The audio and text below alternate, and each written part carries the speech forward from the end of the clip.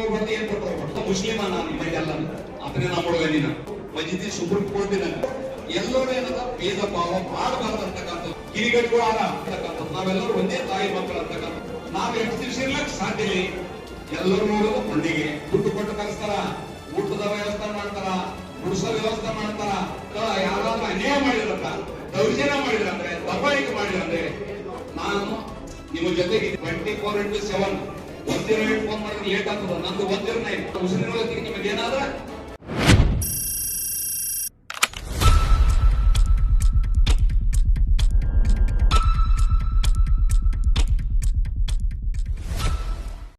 ಹಬ್ಬದ ಎಲ್ಲರಿಗೂ ಆರ್ಥಿಕ ಶುಭಾಶಯ ಕೋರೋದ್ರ ಜೊತೆಗೆ ಇವತ್ತ ಇಫ್ತಾರ್ ಕೂಟದಲ್ಲಿ ಕಾರ್ಯಕ್ರಮಕ್ಕೆ ಆಗಮಿಸಿರುವಂತಹ ಪೂಜ್ಯರು ಮತ್ತು ವಿಶೇಷ ಗಣ್ಯ ವ್ಯಕ್ತಿಗಳು ಮತ್ತು ಉಪಸ್ಥಿತರಿರ್ತಕ್ಕಂಥ ತಮ್ಮೆಲ್ಲರಿಗೆ ಇವತ್ತ ವಿಶೇಷವಾಗಿ ನಾವು ಇಲ್ಲೇ ಲೋಕಲ್ನಾಗಿದ್ದೆ ಇಷ್ಟು ಬರ್ಲಕ್ಕೆ ಸಮಯ ತಗೊಂಡಿವಿ. ಆದ್ರೆ ಇವರು ಬಿಜಾಪುರಕ್ಕೆ ಬಂದಾರ, ಇನ್ನೊಂದು ಜಿಲ್ಲೆಯಿಂದ ಬಂದಾರ, ಗುರುಗಳು ಗುರುಬಿಡ್ಕಲ್ಲಿಂದ ಬಂದಾರ, ಚಿತ್ರದುರ್ಗದಿಂದ ಬಂದಾರ. ನೋಡಿ ವಿಚಾರ ಮಾಡಿದ್ರೆ ಎಲ್ಲರೂ ನಿಮ್ ಸಭೆಗೆ ಬಂದಾರ. ನೀವು ಹೆಚ್ಚಿನ ಜನಸಂಖ್ಯೆ ಕುಂತು ಇವರು ಹೇಳಿರ್ತಕ್ಕಂಥ ಸಂದೇಶಗಳನ್ನು ನಾವು ಪ್ರತಿಯೊಬ್ಬರು ಪಾಲನೆ ಮಾಡಬೇಕಾಗದ. ಇದು ಅನಿವಾರ್ಯ ಕೂಡ. ನಾನು ಈ ಓಣಿಗೆ ಹೊಸವನ್ನಲ್ಲ. ಈ ಓಣಿಯಲ್ಲಿ ಎಲ್ಲ ನಾನು ನಿರಂತರ ಸಂಪರ್ಕ ಇರ್ತೀನಿ, ಇವ್ರ ಜೊತೆಗೆ ಬರ್ತೀನಿ, ಇವ್ರ ಮೂಲಭೂತ ಸೌಕರ್ಯ ನಾನು ಹೋರಾಟ ಮಾಡಿದ್ದೀನಿ, ಬೋರಿಂಗ್ ಹಾಕ್ಸ್ಕೊಟ್ಟಿನಿ, ಲೈಟಿಂಗ್ ಇಲ್ಲ, ಗಾಡಿ ಕಳವಾತ ಹೋದ್ರೆ ನಾನು ಮಾಡಿಸ್ಕೊಟ್ಟಿದ್ದ, ನಿರಂತರ ಜೊತೆಗಿದೆ. ನನಗೆ ವಿಶೇಷವಾಗಿ ಹನುಮಂತ ಕಾಲದಲ್ಲಿ ಮಂದಿರದಲ್ಲಿ ಅದು ಮಜಿದಲ್ಲಿ ಇವತ್ತು ಕಾರ್ಯಕ್ರಮಕ್ಕೆ ಕರೆಸಿರ್ತಕ್ಕಂಥದ್ದು ನಾನು ಬಹಳ ನಾನು ಫೋನ್ ಮಾಡಿ ಅಷ್ಟೇ ಹೇಳಿದ್ರೆ ಟೈಮಿಂಗ್ ಹೇಳಿಲ್ಲ. ಆದ್ರೆ ನಿಮ್ಮ ಕಾರ್ಯಕ್ರಮಗಳಲ್ಲಿ ಏನಂದ್ರೆ ಟೈಮ್ ಯಾರು ಬರ್ಲಿ ಯಾರು ಹೋಗ್ಲಿ ಕಾರ್ಯಕ್ರಮ ಚಾಲು. ಇದು ಒಂದು ಅಲ್ಲಿ ಎಲ್ಲೇಗಿತ್ತಂದ್ರೆ ಕಾಣದ ಇರೋ ಒಂದು ಕಾರ್ಯಕ್ರಮ ಆಗಿತ್ತು. ಟೈಮು ಮತ್ತೆ ಮಾತಾಡಕ್ಕೆ ಟೈಮ್ ಕೊಡ್ತಾರೆ, ಅದಕ್ಕಿಂತ ಹೆಚ್ಚಿಗೆ ಆಡಂಗಿಲ್ಲ, ಹಂಗೆ ಆಡಬೇಕು. ಇದು ನಿಮ್ಮನ್ನೇ ಕಲಿಬೇಕು. ಪ್ರತಿಯೊಬ್ಬರು ಒಳ್ಳೆ ಕಾರ್ಯಕ್ರಮ. ಈ ಕಾರ್ಯಕ್ರಮ ಸಂದೇಶ ಅಂದ್ರೆ ಪ್ರತಿಯೊಬ್ಬರು ಸ್ವಭಾವದಿಂದ ಬಾಳಬೇಕು, ಎಲ್ಲರೂ ಅಣ್ಣ ತಮ್ಮರಾಗಿ ಬಾಳಬೇಕು, ಎಲ್ಲರೂ ಏನದ ಭೇದ ಭಾವ ಮಾಡಬಾರ್ದು ಅಂತಕ್ಕಂಥದ್ದು. ಇದು ಒಂದು ತಿಂಗಳ ರಂಜಾನ್ ಹಬ್ಬದಲ್ಲಿ ನಿಮ್ಮ ಮನಸ್ಸು ಶುದ್ಧೀಕರಣ ಇರ್ತದ. ನಮ್ಮಲ್ಲಿ ಏನಂದ್ರ ಶ್ರಾವಣ ಮಾಸದಲ್ಲಿ ನಮ್ಮಲ್ಲಿ ಒಂದು ತಿಂಗಳು ಮಾಡೋದ್ರಿಂದ ಅವರು ಮಾಂಸ ದುರ್ಚಟ ಮದ್ಯಪಾನ ಸೇವನೆ ಮಾಡಿದ್ರೆ ದೇವರ ಮುಖ ನೋಡ್ತಾರ ಅವರು. ಹಂಗಾಗಿ ನೀವೆಲ್ಲರೂ ಏನಂದ್ರೆ ಇಂಥ ಕಾರ್ಯಕ್ರಮದಲ್ಲಿ ನಾವು ಒಂದ್ ಕಡೆಗೆ ಸೇರಿ ಬಂದಿರ್ತಕ್ಕಂಥ ಗುರುಗಳು ಮತ್ತು ಇಲ್ಲಿ ಇರ್ತಕ್ಕಂಥ ವಿಶೇಷವಾಗಿ ಗುರುಗಳು ಮತ್ತು ಆಧ್ಯಾತ್ಮಿಕ ಚಿಂತಕರದ್ದು ಏನೋದಂದ್ರೆ ಇವ್ ದಿನ ನಾವು ಪೂಜೆ ಮಾಡೋದು ನಮಸ್ಕಾರ ಮಾಡೋದು ನಮ್ಗೆ ಇರ್ತದ. ಬಟ್ ವೇದಿಕೆ ಮೇಲೆ ಇಂಥ ವ್ಯಕ್ತಿಗಳು ನಾವು ಒಂದ್ ಕಡೆ ಸಿಗಲ್ಲ. ಅವ್ರು ಬಂದಾಗ ಅವ್ರು ಮಾತಾಡ್ತಕ್ಕಂಥ ಒಂದೊಂದು ಶಬ್ದಗಳನ್ನು, ಒಂದೊಂದು ಲೈನ್ ಇರ್ತಕ್ಕಂಥ ವಚನಗಳನ್ನು ನಮ್ಮ ಜೀವನದಲ್ಲಿ ಅಳವಡಿಸ್ತಕ್ಕಂಥ ಕೆಲಸ ಆಗ್ಬೇಕು. ಈ ಒಬ್ಬ ಮನುಷ್ಯ 3 ಗಂಟೆ ಒಂದು ಸಿನಿಮಾ ನೋಡ್ತಾರಂದ್ರೆ ಆ ಸಿನಿಮಾದಲ್ಲಿ ಬಂದಿರ್ತಕ್ಕಂಥ ದೃಶ್ಯಗಳನ್ನ ತನ್ನ ಜೀವನದಲ್ಲಿ ಅಳವಡಿಸ್ಕೊಂತಾರೆ. ಅವಾಗ ಅವ್ರು ಪರಿವರ್ತನೆ ಆಗಕ್ಕೆ ಸಾಧ್ಯ. ಇವತ್ತ ಮೊಹರಂ ಹಬ್ಬ ಇದು ಹೊಸದೇನಲ್ಲ. 100 ವರ್ಷ 1000 ವರ್ಷ ಮಾಡ್ಕೊಂಬಂದ್ರೆ ಎಲ್ಲರೂ ಮಾಡ್ತಾರ. ಹಳ್ಳಿಯಲ್ಲಿ ಎಲ್ಲರೂ ಅಣ್ಣ ತಮ್ಮ ಮಾವ ಹಳೆಯ ಭಾವ ಅಂತ ಕೇಶ ಭಾವನೆ ಅದ. ಎಲ್ಲ ಹಬ್ಬ ಅವರೇ ಆಚರಣೆ ಮಾಡ್ತಾರೆ, ಎಲ್ಲ ಮನೆ ತೊಳಿತಾರೆ, ಪೂಜೆ ಮಾಡ್ತಾರೆ. ಎಲ್ಲರೂ ನಾವ್ ಯಾರು ಬೇರೆ ಹೇಳ್ರಿ, ಯಾರೋ ಒಬ್ಬರು ಎಲ್ಲ ಸಮುದಾಯದಾಗ ಕಿರಿಗಟ್ಟುಗಳು ಆದ ಎಲ್ಲೋದ್ರಾಗ ನಾನು ಎಲ್ಲರೂ ಅವ್ರು ಏನ್ ಮಾಡ್ತಾರ ಅಂದ್ರೆ ತಮ್ಮ ಬ್ಯಾಳೆ ಬೀಸ್ಕೋಸ್ಕರ ನಮ್ಮ ರಾಜಕಾರಣಿಗಳ ಇಂದ ಕೈ ಹಿಡ್ಕೊಂಡು ತಮ್ಮ ಬ್ಯಾಳೆ ಬೀಸ್ಕೊಳಕ ಮುಕ್ತ ಜನರನ್ನ, ನಿಮ್ಮ ಸುತ್ತ ಮನಸ್ಸುಗಳನ್ನ ಕೆಡಿಸ್ತಕ್ಕಂಥ ಕೆಲಸ ಮಾಡ್ತಾರ. ನೀವು ನೀರು ಕೈಗೆ ಪವಿತ್ರವಾದ ಬಹಳ ಕೇರ್ ಇರ್ತದ, ಫಿಲ್ಟರ್ ನೀರಿನಾಗ ಇರ್ತದ, ಅದ್ರಾಗ ಬಂದು ಎಣ್ಣೆ ಹಾಕಿ ಕಲಿಸಿ ಜಗಳ ಹಚ್ತಕ್ಕಂಥ ಕೆಲಸ ಮಾಡ್ತಾರೆ. ಜಗಳ ಯಾವ ಮನೆಗಿಲ್ಲ, ಎಲ್ಲರ ಮನೆ ಜಗಳ ಅದ. ಅವರಲ್ಲೇ ದೊಡ್ಡವರು ಅಲ್ಲೇ ಬಿಟ್ಟು ನಮ್ಮ ಮನೆ ಏನ್ ಮಾಡ್ತಾರ, ಬೈಲಿ ತಂದು ಪೊಲೀಸ್ ಸ್ಟೇಷನ್ ಮುಖಾಂತರ ಹೋಗೋದು, ಇನ್ನೊಬ್ರು ಮನೇಲಿ ಕರ್ಕೊಂಡು ಹೋಗಿ ನಮ್ಮನ್ನು ಬದುಕಿಸಿ ಕೆಲಸ ಮಾಡ್ತಕ್ಕಂಥದ್ದು, ಸಲೆಂಡರ್ ಮಾಡ್ತಕ್ಕಂಥ ಕೆಲಸ ಮಾಡ್ತಾರ. ಇವತ್ತು ಇದು ಮಜಿದಿ ಸುಪ್ರೀಂ ಕೋರ್ಟಿನ ಇಲ್ಲಿ ಸ್ವಾಮೀಜಿ ಅವರು ಗುರುಗಳು ಬಂದು ಏನ್ ಆದೇಶ ಮಾಡ್ತಾರೆ, ಏನ್ ಪಾಲನೆ ಮಾಡ್ತಾರೆ ಅದು ನಮ್ಮ ಜೀವನದಲ್ಲಿ ಅಳವಡಿಸಬೇಕು. ಇದಕ್ಕೆ ಯಾರು ಅರ್ಜಿ ಹಾಕ್ಬೇಕಾಗಿಲ್ಲ, ನಾವು ಕೂಡ್ಬೇಕಷ್ಟೇ. ನಮ್ಮಲ್ಲಿ ಇರ್ತಕ್ಕಂಥ ತಪ್ಪುಗಳನ್ನು ನಾವು ತಿದ್ಕೋಬೇಕು. ಅದಕ್ಕೆ ನಾವೆಲ್ಲ ದೇಶದ ಮೇಲೆ ಯಾರಿದ್ರೆ ದೇವಸ್ಥಾನ ಕೂತ ಮಾತಾಡೋದು ಒಳ್ಳೆ ನೋಡಿ. ನೀವು ಯಾರಿಲ್ಲ, ಜಾತಿ ಭೇದ ಇಲ್ಲ, ಭಜನೆ ಎಲ್ಲರೂ ಮಾಡ್ತಾರ. ಆಮೇಲೆ ಶ್ರಾವಣದ ಪ್ರಸಾದ ಅಂತ ನಾವು ಎಲ್ಲರೂ ಇರ್ತಾರೆ. ಆದ್ರೆ ದಯವಿಟ್ಟು ನಮ್ದೊಂದು ಕಳಕಳಿ ಮನೆಗೆ ಇಲ್ಲಿ ನಡೀತಕ್ಕಂಥ ಸಂದೇಶದಲ್ಲಿ ನಾವೆಲ್ಲರೂ ಪಾಲ್ಗೊಂಡಿರ್ತಕ್ಕಂಥದ್ದು ಇದು ಒಳ್ಳೆ ಬೆಳವಣಿಗೆ. ನಾವೆಲ್ಲರೂ ಸೇರ್ಬೇಕು. ಇಂಥ ಕಾರ್ಯಕ್ರಮಗಳು ಮಾನ್ಯ ಪೂಜಾರಿಗಳಲ್ಲಿ ಕೇಳ್ತೀನಿ, ಇಲ್ಲಿ ಇರ್ತಕ್ಕಂಥ ಎಲ್ಲರೂ ಗುರುಗಳಲ್ಲಿ ಕೇಳ್ತೀನಿ. ಇಂಥ ಕಾರ್ಯಕ್ರಮಗಳು ಇನ್ನೂ ಹೆಚ್ಚು ಮಾಡಬೇಕು. ಇವು ಬೇಕು. ಹೋಬಳಿ ಮಟ್ಟದಲ್ಲಿ ಆಗ್ಬೇಕು, ತಾಲೂಕು ಮಟ್ಟದಲ್ಲಿ ಆಗ್ಬೇಕು, ಅನಿವಾರ್ಯ ಕೂಡ. ಇವತ್ತು ದಿವಸ ಪ್ರತಿಯೊಬ್ಬರು ಮನೆ ಬಾಗ್ಲಿಗಿದ್ದು ಸಂದೇಶ ಮುಟ್ತಕ್ಕಂಥ ಕೆಲಸಕ್ಕ ನಾವೆಲ್ಲರೂ ತಂದು ಪ್ರಾಮಾಣಿಕ ಪ್ರಯತ್ನ ಮಾಡಿ ನಾವೆಲ್ಲರೂ ಒಗ್ಗಟ್ಟು ಅಂತಕ್ಕಂಥದ್ದು, ನಾವೆಲ್ಲರೂ ಒಂದೇ ಅಂತಕ್ಕಂಥದ್ದು, ನಾವೆಲ್ಲರೂ ಒಂದೇ ತಾಯಿ ಮಕ್ಕಳು ಅಂತಕ್ಕಂಥದ್ದು. ನಾವೆಲ್ಲರೂ ಎಷ್ಟು ದಿವಸ ಇರ್ತೀವಿ ಇವತ್ತ, ನಾವ್ ಎಷ್ಟು ದಿವಸ ಇರ್ಲಕ್ ಸಾಧ್ಯ ಇಲ್ಲ. ಎಲ್ಲರೂ ಹೋಗೋದು ಮಂಡಿಗೆ. ಅವ್ರು ಹೇಳಿದ್ರು ಗುರುಗಳು, ಎಲ್ಲರೂ ಸಿಟ್ಟು ಏನಪ್ಪ ಅಂತಂದ್ರೆ ಸ್ಮಶಾನ ಕಡೆ ಹೋಗಂತ. ಸ್ಮಶಾನ ಕಡೆ ಹೋದಂದ್ರೆ ಅಲ್ಲಿ ಎಷ್ಟೇ ಸಿಟ್ಟು ಎಷ್ಟೇ ಸಿರಿ ಬಂದಿದ್ರೆ ಅಲ್ಲಿ ಕೊಂಡ ಪಾಲಾಗಿ ನಾವು ನೋಡಿ ಕಲಿ ಅಂತಕ್ಕಂಥದ್ದು. ಇವಾಗ ಇದು ಅನಿವಾರ್ಯ ಕೂಡ. ನಾನು ಸ್ಪಷ್ಟವಾಗಿ ಕನ್ನಡದಲ್ಲಿ ನಾನು ಹೇಳದಲ್ಲ, ಇವರು ಹೇಳಿದ್ರು ಗುರುಗಳು, ನಾವು ಬಿಜಾಪುರಕ್ಕೆ ಬಂದಿರಲ್ಲ, ಅವ್ರು ಅಲ್ಲಿಂದ ಸ್ಪಷ್ಟ ಕನ್ನಡದಲ್ಲಿ ಹೇಳಿದ್ರು, ದಯವಿಟ್ಟು ನಾವು ಹುಬ್ಳಿಯಲ್ಲಿ ಆಯೋಜನೆ ಮಾಡ್ತೀವಿ ಸರ್, ನೀವು ಕೂಡ ಬರಬೇಕು, ಅನಿವಾರ್ಯ ಕೂಡ. ಇವತ್ತು ಈ ಭಾಗ ಗಡಿ ಭಾಗದಲ್ಲೇ ಅದ. ಮುದ್ದವ್ರು ಹೇಳ್ಬೇಕ, ಯಾರು ನೀವು ಕನ್ನಡ ಮಾತಾಡೋದು, ಹಿಂದಿ ಮಾತಾಡ್ತಾರೆ, ನಾವೇನ್ ಮಾತಾಡೋದು ಅಂತ ಹೇಳಿದ್ದು ಕರೆ.